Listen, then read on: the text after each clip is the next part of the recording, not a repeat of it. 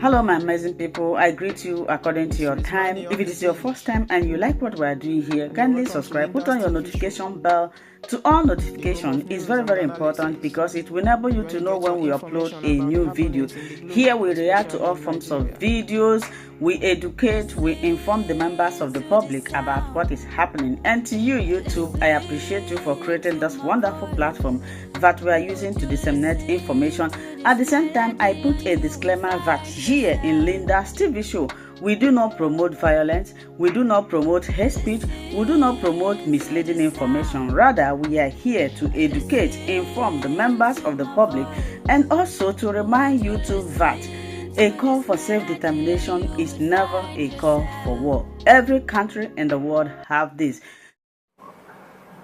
Nnamdi Kanu wanted to opt out of, continuing through the legal route and solving the problem. He wanted to get an out-of-court settlement. Let's start the conversation from there, because it looks like from that point a lot of positive conversations started happening. A lot of people have been expecting to see this. But what do you think changed the mindset of Nnamdi Kanu from his former hard stance? Well, to our viewers and you outlets, the moderator here, first, congratulations to our Rangers for such feats as you have just done in your intro. Well, I think we should get this thing straight, first of all. It was the judge. So the judge in Nnamdi Kanu's case, who actually, in adjourning the matter to September, actually told the parties and their counsel to also try to know whether they can explore an out-of-court settlement in line with the relevant rules of the Federal High Court. It's not as if Nnamdi Kanu filed an application seeking out-of-court settlement. But be that as it may, there are gradations of prisoners, just like there are gradations of offenses. The highest being felonious offenses, followed by misdemeanors, and then simple offenses. Now, within this class of offenses, there are the one now, how do I call it? The public opinion classified as political prisoners. Because when you say someone is a political prisoner, there's no charge in any court that will say, you, maybe Barrister Fokansi, did this and that, contrary to section this, thereby committed a political offense. There's also no offense like a political offense. Just like we now say it is something that emanates from the boot of public opinion. But then the question you also ask yourself, how do you now know a prisoner to be a political prisoner? Nnamdi Kanu is not the only Igbo man in detention. He's not the only Igbo man undergoing trial. But then you see the consistent clamor for his release. That implies that there's something unique about his own kind of detention.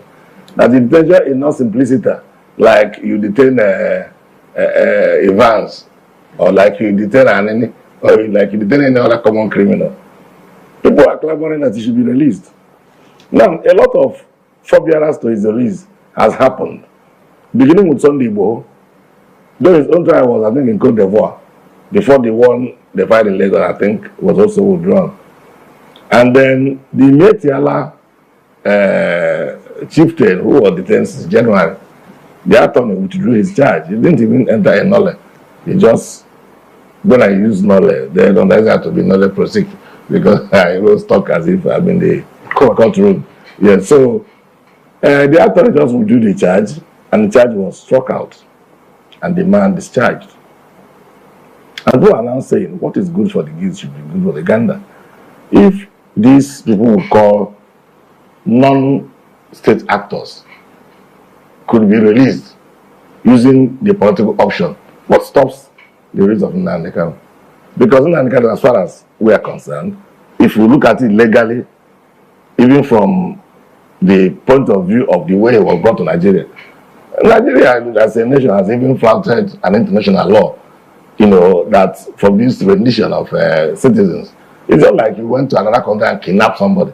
So under the Actions Law, both the Actions Act and Actions Law of various states and the Federation, you don't benefit from your criminal act. You don't commit a crime and from there you say you're also trying somebody. So that is why there have always been a stalemate. You know, it has never been, the cases, most of the cases has ever been discharged. If they discharge him, DSS will now prepare another charge and bring him back to court. So it is not even done. In advanced crimes, you don't do that. If you finish with whatever offense, you see, before you arraign somebody in court, you must have concluded the investigation. If not, if the court is charging him with this one, you now go and find another one and say you still keeping him. That's 1 second you kept him after he has been discharged. He's even flouting his fundamental right to his freedom. So, Nnamdi Kanu's case is unique because he seems to be a political prisoner and carrying the clout and the opinion of a lot of people who believe in his ideology of asking for a referendum. Let us renegotiate Nigeria. Because that is the principal what the young man is asking for. Whatever method is using to achieve it is a different program altogether. Because if you can say he's treasonable when he has not even carried any gun to shoot anybody or, you know, even in any state house. Like, I think it was just Agashi then at the Federal High Court. There was a time this group of boys, then it was Masom. I still remember it very vividly. They were going for a rally in Abo State. So they accosted them. Police accosted them somewhere in anywhere in the morning and dragged all of them to Federal High Court. The Federal Court was free to reprieve. I was there and very many other lawyers, both senior and junior lawyers were there. But at that time, I was discussing with CEO of blessed memory. So the judge asked, what are all these people doing here? The prosecutor jumped up. My lord, they are brought here on night charge of treason. So, treason? So he says, okay, no problem. She continued with all the matter she was doing. At the end of the day, she said, bring up the charge. He read the charge. That so and so you they start mentioning names. They don't want to just mention 1 or 2 names. I have seen them. At the end of the day, you were waving a flag, a Biafran flag, and blah blah blah. You know, I can't remember the content of the charge as at now. So the judge now asked the prosecutor. So because they were waving the Biafran flag, that's why you brought them on a charge of treason. He said, yes, my lord.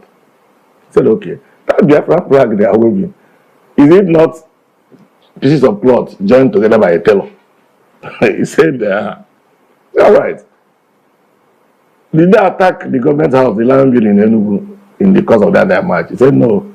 So where did they accost them? He said they were accosted along the Bar Avenue when they were driving temple. Man, now looked and said, of can see, you know, they also told, if it were in my area, this kind of thing can happen. People like you will be here. I was forced to stand up and announce appearance for those people that were arraigned. Obiakwe stood up and said, he's joining me, even though he's my senior, but I've mentioned first. So that I said, we are going to be in this matter together. But you see, lawyers were feeding me with a lot of materials. You know, I started attacking the charge. From attacking the charge was struck out and the people were discharged. They wanted to carry me shoulder high. But I just avoided meeting them at the other side of the court. Now, why did I give this brief analysis? The detention of Nnamdi Kanu and the clamor now for his release. You read out members of the National Assembly, about 50 of them, from different states, that signed a letter urging Tinubu, you know, to consider the political solution to the problem. The Attorney General's powers under Section 174 is unfettered. The only little control they gave to him is under Section 174 sub 3, where he says, in exercising that power, he has to consider what interest of justice, whether it will not drain the justice system, and I think interest of the society, and so.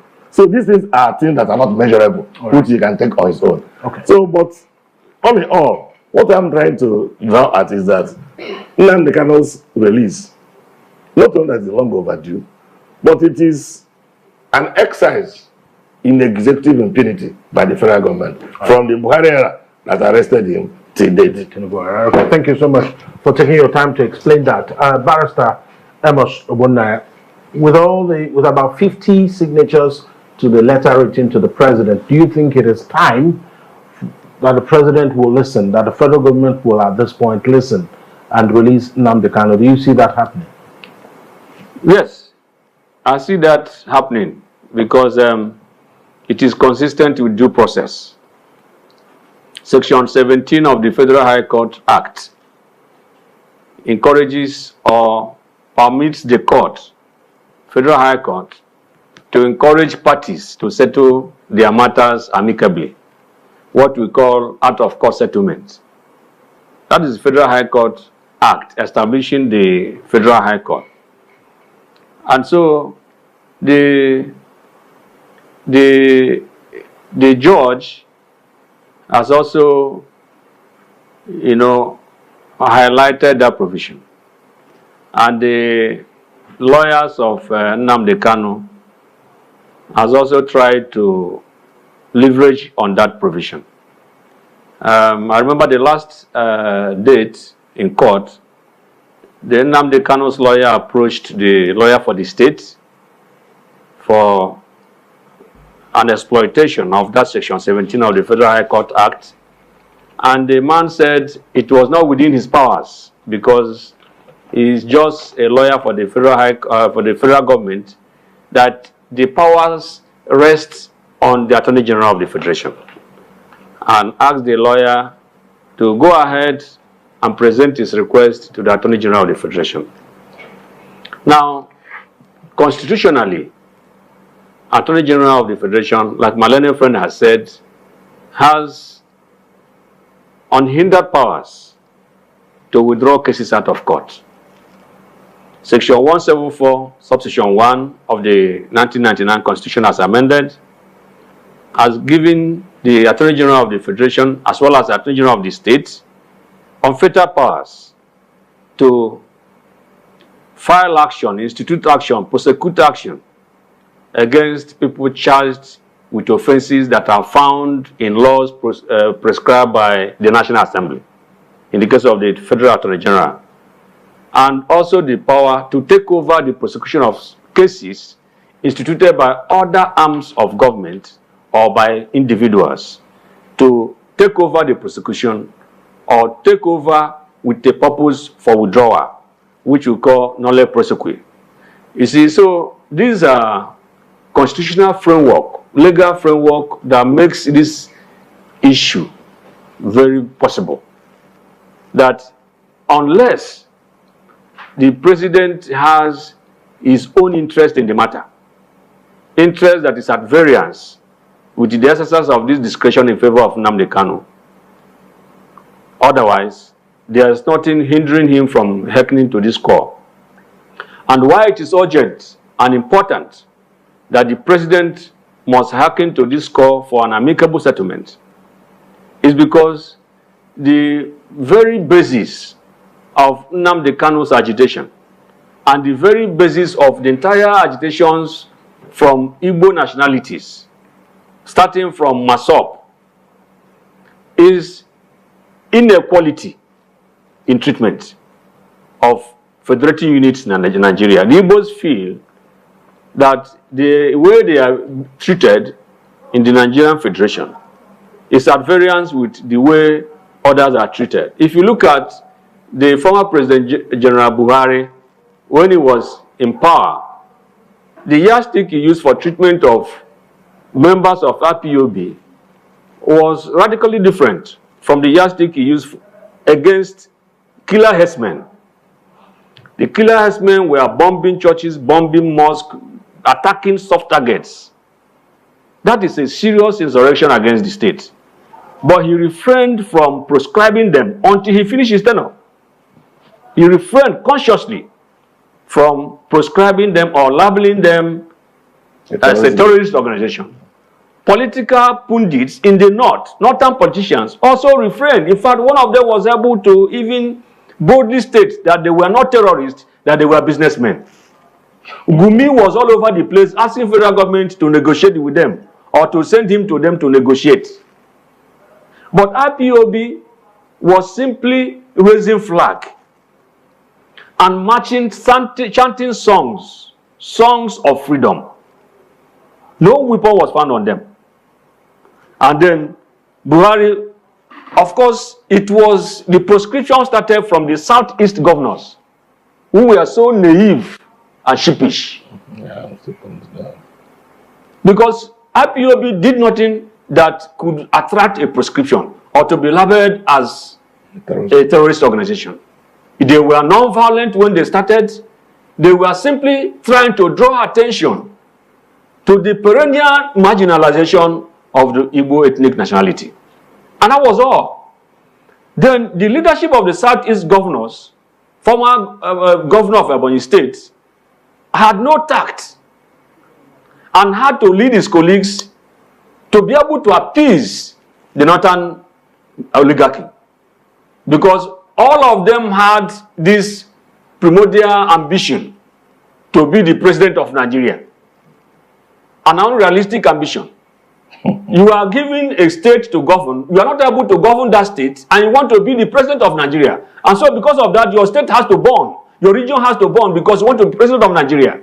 So because of that selfish interest, he now proscribed IPOB and recommended the proscription of the IPOB to the federal government, which the federal government quickly lashed on. And it is said that when you drive people away from the street where debate is free, you now drive them into the cellars where rebellion is born. Now, when IPOB marches non-violently, calling attention to marginalization, calling attention to their right to self-determination, they were exercising their right under international law. The modern human rights framework, international human rights framework, started with the United Nations Charter of 1945. If you look at the United Nations Charter of 1945, Article 1(2) of the United Nations Charter states that one of the purposes of the United Nations is to encourage cordial relationship between and among states on the basis of equality and the self-determination of all peoples. The Biafran agitation, the Igbo agitation, every other agitation from other ethnic nationalities in Nigeria are based on self-determination demand because they feel discontent with the Nigerian Federation. The way it is skewed against some ethnic nationalities in favor of another ethnic nationality. Now, that United Nations Charter recognizing self-determination of all peoples, we are further entrenched in two human rights instruments formulated by United Nations in 1966. What we call ICCPR, International Covenant on Civil and Political Rights, and the twin brother, International Covenant on Economic, Social, and Cultural Rights, all promulgated or formulated in 1966. Article 1, Sub 1 of each of these legal instruments of 1966, ICCPR, ICESCR, states that all peoples have a right to self-determination. And it goes ahead to now define what is self-determination. It means the right to determine your political status. It further means the right to freely choose your economic, social, and cultural development in ways or policies you freely choose by yourself. That is self-determination under international law. Now, you take it further to, in 1981, the African states came together in Banjul, Gambia, and adopted the United Nations Charter of Article 1(2), the ICCPR, ICESCR of 1966, adopted it in African Charter on Human and People's Rights. Article 20, Sub 1 of African Charter on Human and People's Rights. It recognizes the right of every people to self-determination and defines self-determination the same way it was defined in International Covenant on Civil and People's Rights by the United Nations in 1966. Article 21 of African Charter, 1981, in Banjul, Gambia. And then Nigeria ratified the African Charter and domesticated it in 1983. And so it has become a Nigerian law, part of our domestic laws. So why is Nigeria having goose pimples, when people rise up to fight for equality, when people rise up to demand equal treatment, why does Nigeria develop goose pimples? Why is Nigeria finding it intolerant to allow people to express themselves, which only calls for opportunity for dialogue? When an ethnic nationality stands up and says, we are not being treated fairly in this federation, it calls for dialogue. Nigeria should be responsible enough to be able to call them to and find out exactly what is the problem so as to adjust. Because there has never been a time ethnic nationalities in Nigeria met together and said, we want to form a nation. Nigeria was foisted on every one of us by the British colonial authority. And then they created 3 regions, North, East, and West. Now, in 1963, Nigeria, there was a plebiscite that created the 4th region, which is the Midwest. When did Nigeria meet to decide that we are going to be 4 regions? And when did Nigeria meet to decide that we are no more 4 regions, we are now 6 geographical regions? So these are issues that, and if you, Nigeria should know, in international law, there's what we call pacta sunt servanda. Pacta sunt servanda is found in Article 26 of the Treaty of Versailles, which states that agreement must be obeyed. Article 26 says, once a treaty comes into force, all parties to that treaty must abide by the treaty in utmost good faith. Article 18 of the same Treaty of Versailles, it says that no nation who is a party to a treaty should take any step, be it administrative or legislative step, to scuttle or to thwart or to suffocate the intent and purpose of that treaty. That is exactly what Nigeria is doing. Nigeria is signatory to all United Nations human rights treaties that endorses self-determination, and yet domestically they cannot hear the word self-determination. They are in breach of the obligations under Article 18 and 26 of the Treaty of Versailles of 1969. Right. Thank you so much for that. Recall that before now, we've had at least 2 governors who were at the front line of making a case for the release of Nnamdi Kanu. I think first it was Soludo that visited the president, and then Governor Peter Mba visited the president, also called for the release of Nnamdi Kanu. Were the calls by some members of the National Assembly? Do you think the Southeast governors should also lend their voice in this, or they should just sit back and watch the movie? Well, I think the effort of the Southeast governors is like the latest music of 21 Week about Nigeria, 1 step forward, 2 steps backward. Because if Peter Mba, Soludo, and possibly Alex Oti are angling for the release of Nnamdi Kanu, there are other governors in the Southeast who are also working against the release. If you listen to Isi Guzoro of Secretary of Ohaneze, has said it and made it about. I think when my friend was speaking, that's a factional person. But let's continue. Okay, no, when I'm factional, but I know it's what he talked about the release of Nnamdi Kanu.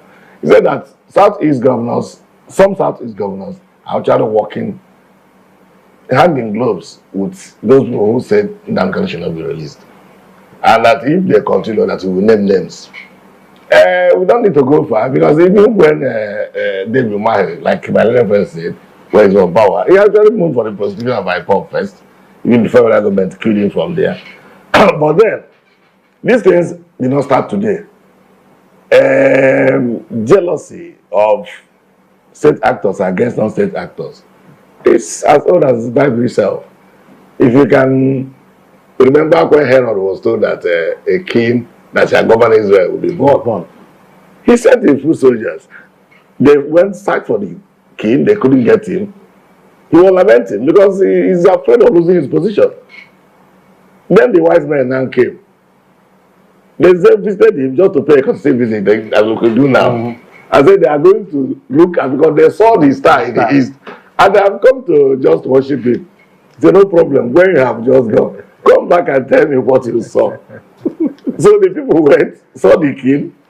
After seeing Christ, the same voice also told them, please don't go back to Herod, because we'll come and do some damage. Go to Rapia way. So they went back to the Rapia way.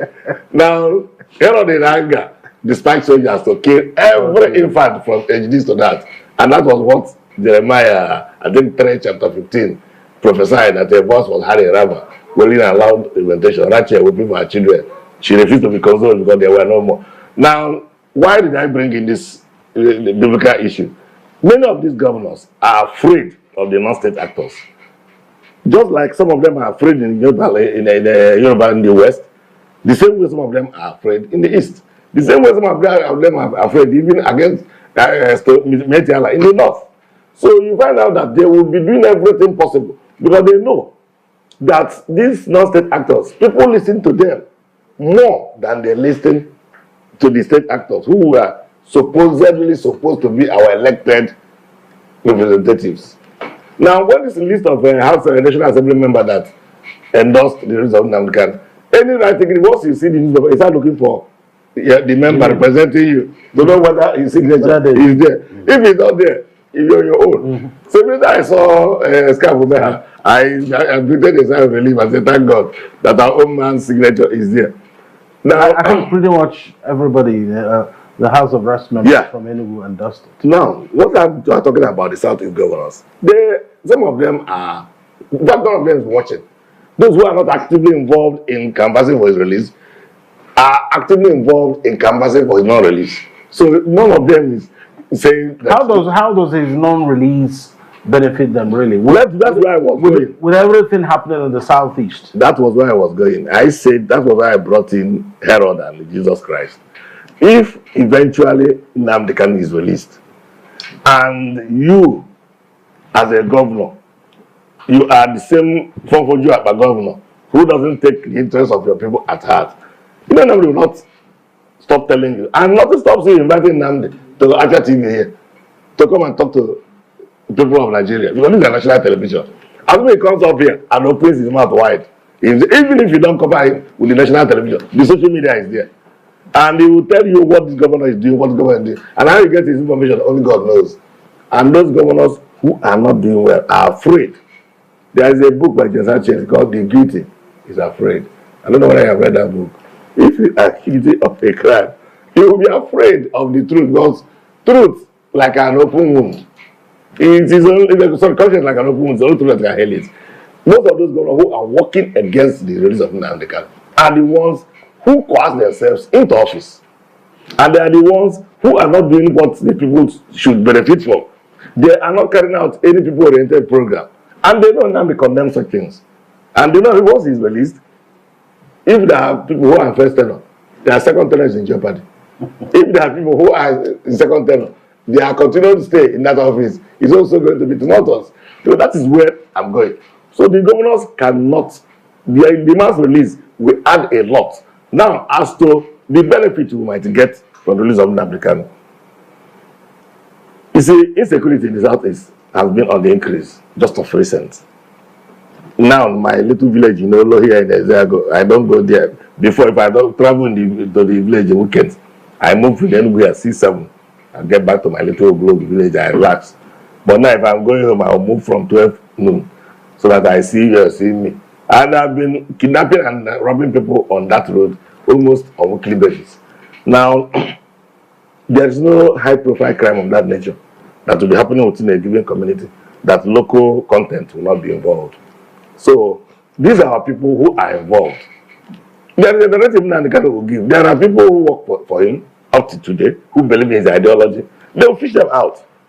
And if they fish out the local content, the foreign content will get resolved naturally. It will abate. So then again, there's also a danger that he might, there's no challenge he might be, not the danger, but the challenge he might meet. That challenge is coming out and finding those who have been feeding fat on criminality, trying to stop them, and then now rebelling against him. Because it's like my late friend said, that an elected member said that bandits are businessmen. Just like somebody woke up in a National Assembly and said the cows have rights. Of course, animal rights. But you can't equate the right of a cow with the right of a human being. All right.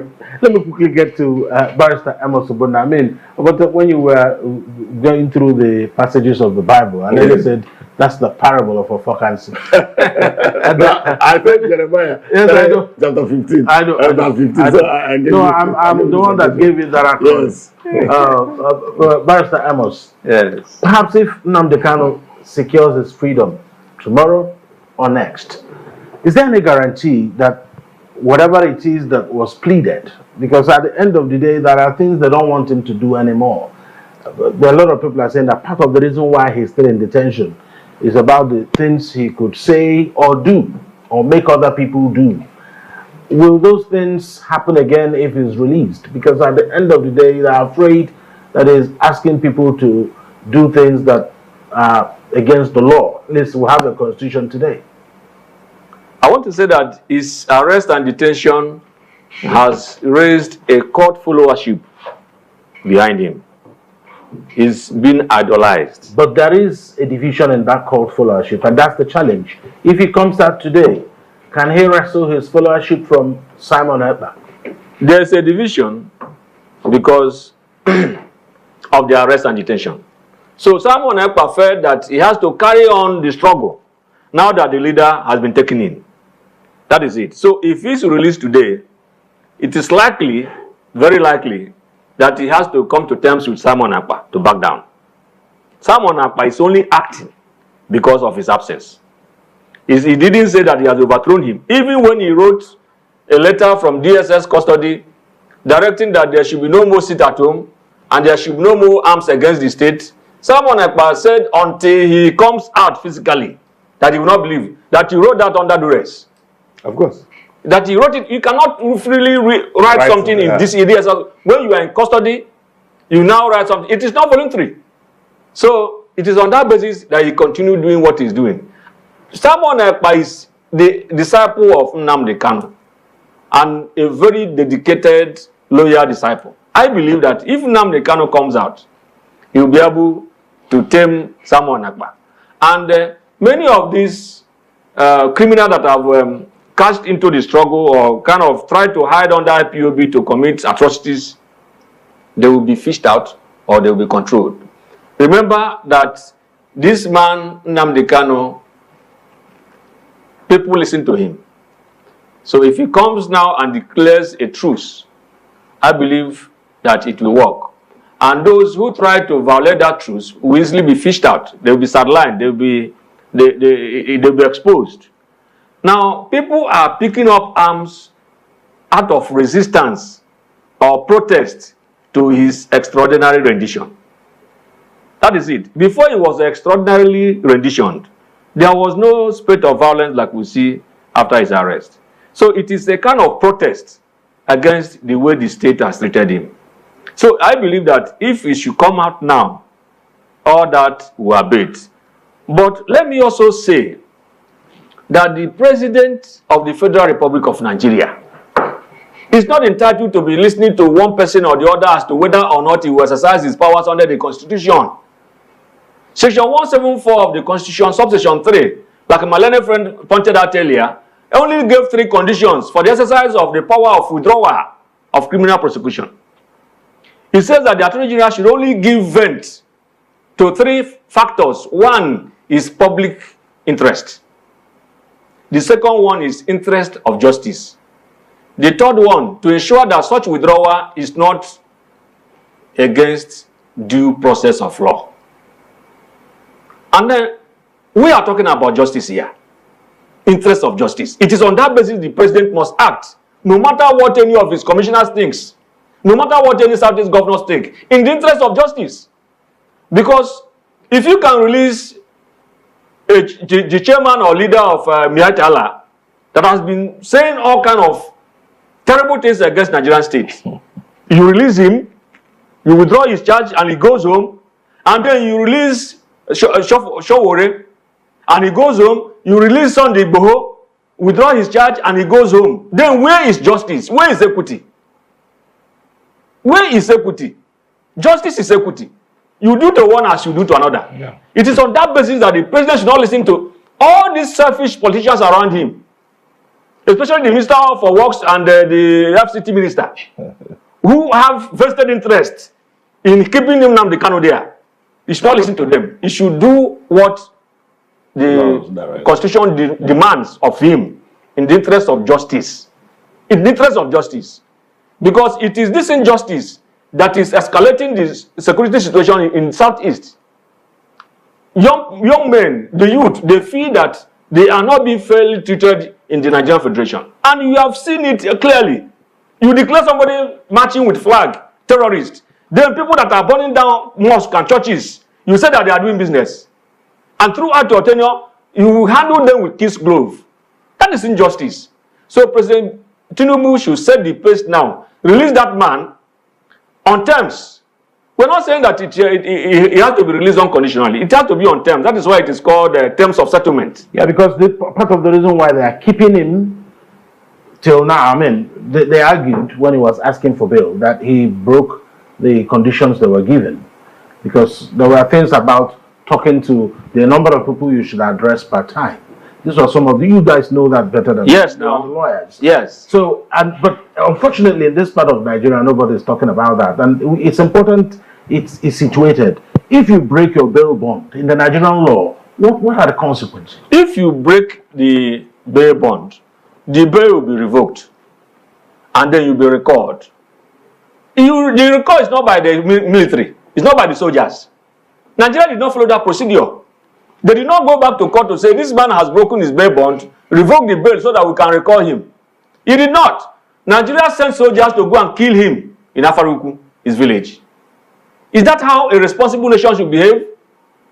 If there's an infraction, there are laid down rules and regulations on how the infraction will be treated. But it has to be said, he said he didn't break the bail bond, that they attacked him and he had to flee for his life. But you and I knew that he addressed more than the number of people he was going to address. I'm situating the conversation. Yes. There are two sides to the story. Now the Kanu side and the Nigerian government side. Yes. So because we have about 2 minutes to go, I'd like to have Barrister Fokansi just say a final word in a minute, and I'll give you another minute to have a final word on this.